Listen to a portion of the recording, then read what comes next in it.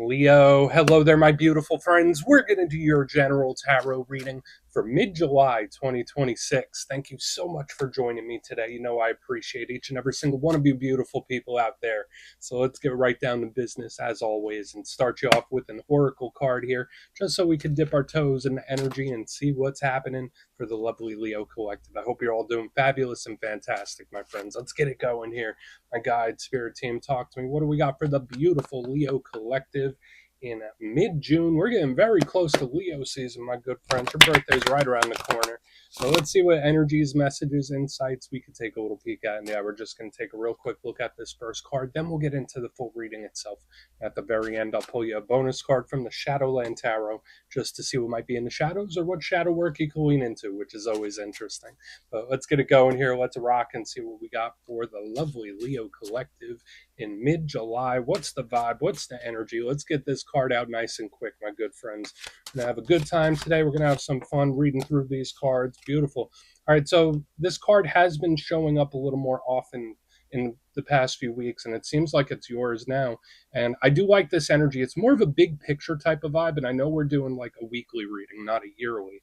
But when I see this, it's like big picture thinking, long-term journey. So that could be really good. And there's a lot of really nice subtleties in this card as well. But before we fully dive into that, if you're new here, I'll be speaking about the July subscriber surprise towards the end. So you might want to check that out. And also, if you could kindly illuminate that like button by tapping it right on its third eye, I'd greatly appreciate it. But enough of the promo, back into the reading. Let's talk more in depth about this card. So as you can see, we have this individual kind of dressed up in a bird costume. Looks like he's walking on clouds, right? Beautiful sky in the background. We have these white doves that are holding him up by a rope, and they seem to be guiding him. So first and foremost, I feel like this card does have a very strong representation of your spirit team, guides, angels, ancestors, whichever ones you work with, or even if you don't work with them, it's like I'm surrounded by spirit and I'm being guided. So this card often shows up when we're receiving a lot of signs, synchronicities, omens, direction from that source energy, which is really beautiful. But again, the other thing I was mentioning, this doesn't look like just today, just this week, or even this month. It's like big picture thinking. So for some Leos, there are certain things you might be going through, even if they seem mundane, or even if they seem like really upheaving. This energy could be speaking about how things you're doing now could really affect the big picture journey that you're here on, and not just like your journey through life, but even like karmic journey. So to me, it's like we're looking into the future but long term, so that could be a good thing. So for some of you, maybe this is spirit saying like, all right, plan, structure, have some goals. I think it's good, especially with the spiritual protection and guidance, but we're going to let him chill right there. They're doing their little journey. Let's get into tarot. And yeah, I always say that first card, it doesn't make or break the reading. It's just a little footnote. So let's get you 3 tarot cards in the upright. Then we'll get into that intuitive juiciness. Shuffle it up one time here for the lovely Leos.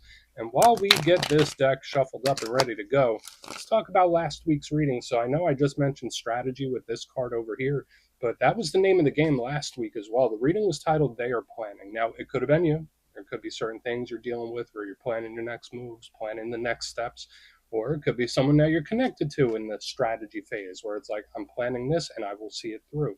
So it felt very strategic to me. So just know that energy could bleed over for a couple weeks, but we're going to see what shows up this week. As you know, energy is very fluid, never set in stone. So only take this how it hits for you, because we could be seeing your vibe or somebody else, right? Let's get it going here. 3 cards for the lovely Leos. What do we have in mid-July as we move towards Leo season? The star. Very similar vibes. And I always say it whenever the star shows up, like, yes, it's a really great card and energy, but it's big picture, long-term journey type of thinking. So this could be important. The fact that like the very first 2 cards are showing us a similar thing. And we're going to get into all the detailed nuance of the star. But let's keep getting your cards out. It's a good start. I'll tell you that. Definitely a good start. Okay. Interesting. All right, so there's a lot of water here. We have the 9 of Cups in the center. That's good. Very similar thing to what I was getting in the Aries reading, where it's like the first 2 energies, the first 2 cards were absolutely superb. And then we have this other one on the back end that I don't dislike, but I'm a little curious about what this could be. because either that's an energy that's moving forward or moving backwards. That's really peculiar. But let's go through. I'll give you some of the classical meanings and archetypes, then we'll get into that juicy, intuitive stuff. But at first glance, you know me, I always love to look at the elements. I feel like that paints a picture and lays a foundation. And we have a decent mixture here. There's a lot of internal energy. That's what all of these share. So we have a heavy amount of water and we have a little bit of air. Now, even though we see the water depicted here, and this is Aquarius energy, and Aquarius is called the water bear, it's technically air element. So, and but they do different things. Now, when it comes to the water, that's matters of the heart, matters of emotion, your internal self. So, things, people, situations that you're emotionally invested in, things that you actually care about. Could be emotions in general. Now, some of the good things about this, yeah, it could be good for partnerships and connections. The cups can absolutely be great for any sort of creativity. So, thinking outside of the box, creative problem solving, art, writing, music, all that stuff is really favored when this is here because it's like I'm flowing. And that's the thing I love about the water. It could also be intuitive, where it's like I'm using my instincts. But what's the downside of the cups? It's emotional, so it can be very up and down. The water energy can also overwhelm very quickly. So, you know how emotions can be. But then, right here in the front, we have the air, which again is also internal, but it's different. Air is much more logical, it's pragmatic. So it's like we have the heart and mind showing up here. It seems like the heart is winning out though. But when it comes to the air, yeah, again, logical, pragmatic, strategic, planned out, highly intelligent. It could represent a thirst for knowledge or understanding. I always say when it comes to air, it could represent either giving or receiving information. That's why it's the suit of conversation, communication. Another big thing with it, it's all about perspective and how we frame things. But what might be the downside of air? It could represent overthinking. It could also be an energy that is prone to cut things away, be very cold, right? Like it's a detached type of energy. So we have opposites working against each other. Let's go through and start building it out piece by piece, though. Position number one, we start with the star. Now, again, one of the best cards in the whole entire deck, and it is Aquarius energy, which is your zodiacal twin, right? Like Leo and Aquarius, they're right across from each other on the zodiacal wheel, if you know anything about charts. So it's a good counterbalance to Leo energy if you're not connected to an Aquarius, if you don't have Aquarius placements yourself. But I love the star. It's wish fulfillment. It's hope in a brighter day. So, can this be blessings, wins, victories? 100%. It's a beautiful, beautiful card. When you wish upon a star, right? That's one of the things here. But if we put all the good, hopeful energy, it could represent, once again, a light at the end of the tunnel, hope in a brighter day, trying to see the silver lining, which is a really great thing. But the star represents the big picture journey. So whether you're looking to the horizon, planning big picture things, or things that could be affecting your big journey you might be going through right now when this is here. But what might be the downside to such a beautiful energy, beautiful card? When this star flips in reverse, it could sometimes represent somebody that's losing hope, or somebody that might be a little depressed. Or you ever hear the term black pilled, where like somebody, no matter what it is, they always think the worst. So watch out for any energies like that. I think it's good to try to see the silver lining for some reason. Now, moving to the center, we have the Nine of Cups. Beautiful. And we have our friend here. He kind of looks like John Travolta. I say it every time because I find it amusing when you look at the original card. This card is open, it's welcoming. This is yet again another card of wish fulfillment, where it's like beautiful wins, victories, blessings, something went exactly how I wanted to. This is a very content, calm type of energy. So it's very pleased about something. I really like this. So again, we start off with beautiful, beautiful energy, which is nice. Again, this is very social. It's like, hey, I have 9 cups. Do you want to come in and have one? Do you want to share a cup with me? So it's nice and enjoyable. What are the downsides? Sometimes this is an energy that could be a little too nice, a little too open, a little too welcoming. So watch out for stuff like that. Don't let anyone take advantage of your kindness when this card is here. The 9 of Cups can also represent overindulgence too, where it's like, oh, I like that, or I like that thing. I can't get enough of that thing. So I will always do that thing or crave that thing. I don't know why that's coming through. But I do like the 9 of Cups. I'm not going to turn it into a challenge when it isn't, right? Now, on the back end, this is our curveball, right? We have the 8 of Cups. And usually it goes 8 of Cups, 9 of Cups, but it seems like we're going in reverse here for some reason, right? When we go from the 9 to the 8. Now, in classic tarot, and again, I see this as a neutral card, but a lot of readers will say this represents walking away from something or moving away from something. And that can absolutely be true. But I just see this as an action card. So Could it be distance, travel, going on a little vacay? That's very possible when this is here. But if we're looking at emotional things, could this also be a flight response? Could this also represent, like, I got to shake things up? Watch out for avoidant tendencies when this card is here as well. But I just see it as someone making a move, and the fact that it's nighttime and there's the moon in the background, there is this air of mystery to it, where it's like, I don't know where I'm going, but I'm going somewhere. Or again, it could be that unexpected vibe. So we do want to look into it further. So that could be our curveball potentially, but I'm liking what I'm seeing so far. I want to dive deeper on all this stuff, Leo. Let's do it. Let's jump in and clarify. And yes, this is where I go intuitive with the message, which means I just tell you how it feels to me. So feel free to do further research or rely on your base knowledge of tarot. Because as you know, every single reading is about the reader's interpretation, and I'm just giving you mine. Let's go in on that beautiful star. Oh, and yes, if you made it to this part, if you're a reader yourself, please feel free to play along. That's why the box is here. If you're feeling any messages that you want to give to Leo, you could drop it in the comments. I don't mind at all. Okay, why is that star here? Let's see. Hopefully this good. Yeah, good. I mean, the energy just looks good. It looks solid. It looks predictable. Now, again, this is where we're starting because remember, we do have a potential curveball here on the back end that we will keep our eyes on. But the Nine of Pentacles is great. This is beautiful for like entrepreneurial pursuits, right? Like this is a card that's sturdy, stable. It's the card that's right before the, and look, double nines too. This is really great stuff. Now, we see the lady, she's in her garden. She has her little bird. She's surrounded by pentacles. She's happy. She's content. So there is this content energy that I'm picking up too. Feels comfortable. And I think that's really nice. Um, I'll give you the downside of her too, because sometimes this card could feel stuck. Sometimes this energy could feel like it's tapped out of something where it's like, oh, I've taken that as far as I could take it. So watch out for those types of feelings in this time where it's like, I don't know if the juice is worth the squeeze, or I don't know how much more I can get out of this situation. So watch out for thinking like that.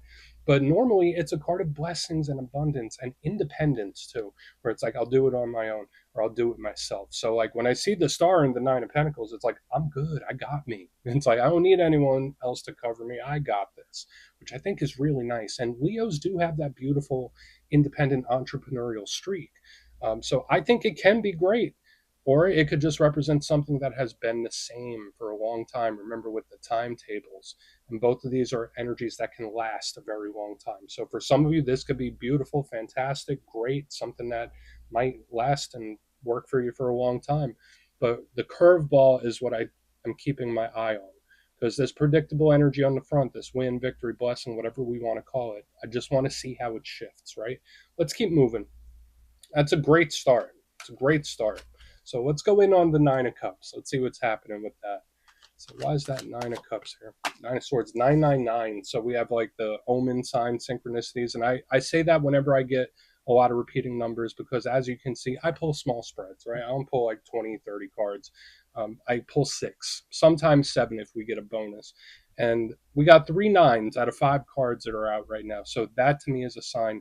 Now, the numerology of nines can be a little bit complex. And when it applies to tarot, it represents like almost reaching the finish line or being good, having almost everything we want, but there's just this one thing missing.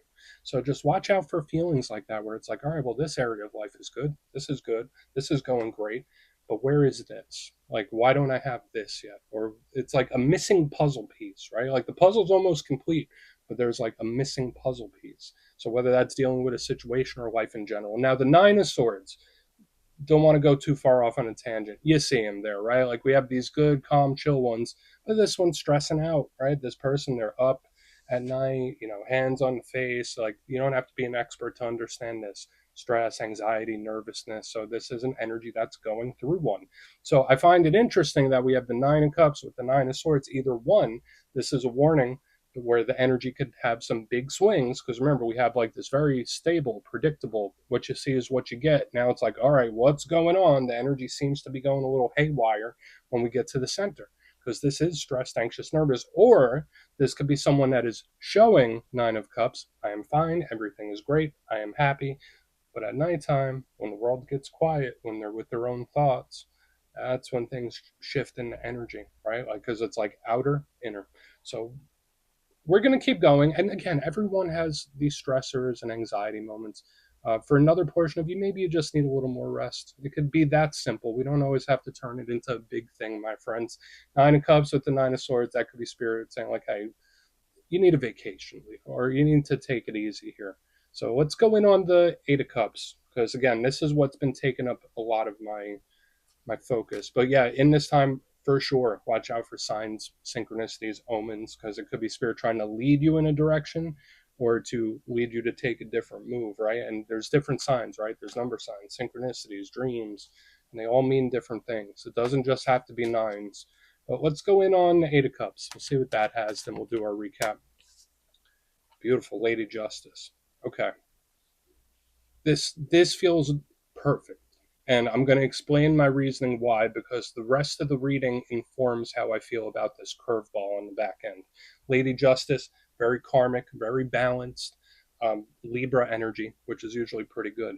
But when I look at the energy as a whole, this energy seems a little too predictable, a little not changeable, like maybe something that's like a little dry where it's like, all right, that's not very stimulating. That's a little boring.